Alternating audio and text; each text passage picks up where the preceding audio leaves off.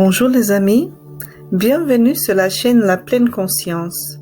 Je vous remercie de votre temps, de votre choix et j'espère de tout mon cœur que vous trouverez le soulagement dont vous avez besoin.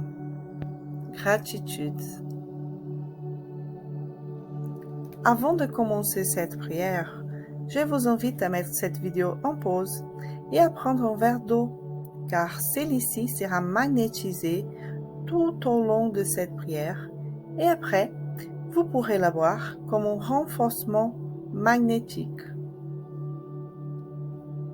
Je vous invite à fermer les yeux, si ça ne vous gêne pas, à se mettre dans une position confortable et à vous laisser guider. J'apprécie la protection des bons esprits et la présence de l'ange gardien de chaque personne qui regarde cette vidéo.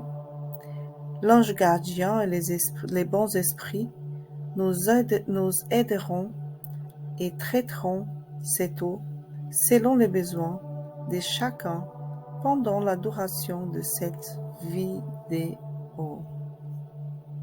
Introduction. Le spiritisme, en tant que philosophie et pratique spirituelle, repose sur des principes de moralité et de développement personnel qui transcendent les dogmes religieux traditionnels.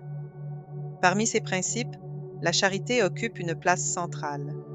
L'adage « hors la charité, point de salut » résume l'importance de la bienveillance, de l'entraide et de l'amour du prochain dans le cheminement spirituel des individus. Je vous invite à faire l'Évangile à la maison.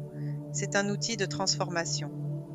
L'Évangile à la maison consiste à lire et à réfléchir sur les enseignements de l'Évangile selon le spiritisme d'Allan Kardec. Par cette pratique régulière, les familles cherchent à cultiver un environnement harmonieux et spirituellement enrichissant. L'Évangile selon le spiritisme, hors la charité, point de salut. Mes enfants, dans la maxime, hors la charité, point de salut, sont contenues les destinées des hommes sur la terre et dans le ciel, sur la terre, parce qu'à l'ombre de cet étendard, ils vivront en paix, dans le ciel, parce que ceux qui l'auront pratiqué trouveront grâce devant le Seigneur. Cette devise est le flambeau céleste, la colonne lumineuse qui guide l'homme dans le désert de la vie pour le conduire à la terre promise. Elle brille dans le ciel comme une auréole sainte au front des élus. Et sur la terre, elle est gravée dans le cœur de ceux à qui Jésus dira « Allez à droite, vous les bénis de mon Père. Vous les reconnaissez au parfum de charité qu'ils répandent autour d'eux. » Rien n'exprime mieux la pensée de Jésus, rien ne résume mieux les devoirs de l'homme que cette maxime d'ordre divin. Le spiritisme ne pouvait mieux prouver son origine qu'en la donnant pour règle, car elle est le reflet du plus pur christianisme. Avec un tel guide, l'homme ne s'égarera jamais. Appliquez-vous donc, mes amis, à en comprendre le sens profond et les conséquences, à en chercher pour vous-même toutes les applications. Soumettez toutes vos actions au contrôle de la charité, et votre conscience vous répondra. Non seulement elle vous évitera de faire le mal, mais elle vous fera faire le bien. Car il ne suffit pas d'une vertu négative, il faut une vertu active. Pour faire le bien, il faut toujours l'action de la volonté. Pour ne pas faire le mal, il suffit souvent de l'inertie et de l'insouciance. Mes amis, remerciez Dieu qui a permis que vous puissiez jouir de la lumière du spiritisme.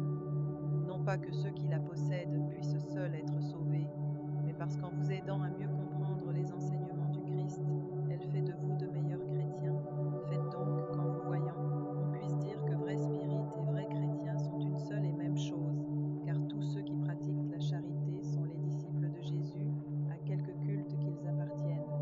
Paul, apôtre, Paris, 1860. Point de réflexion.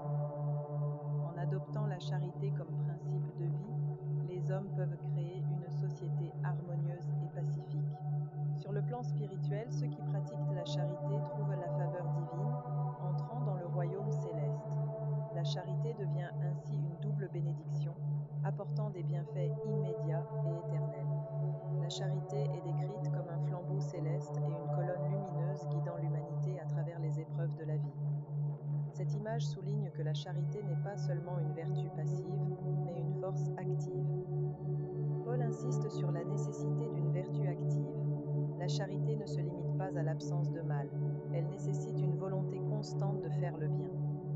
Cette distinction entre vertu négative et vertu active nous rappelle que la simple inaction ne suffit pas pour vivre selon les préceptes de la charité.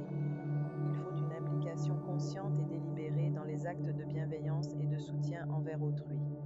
Appliquons cette maxime dans notre vie quotidienne.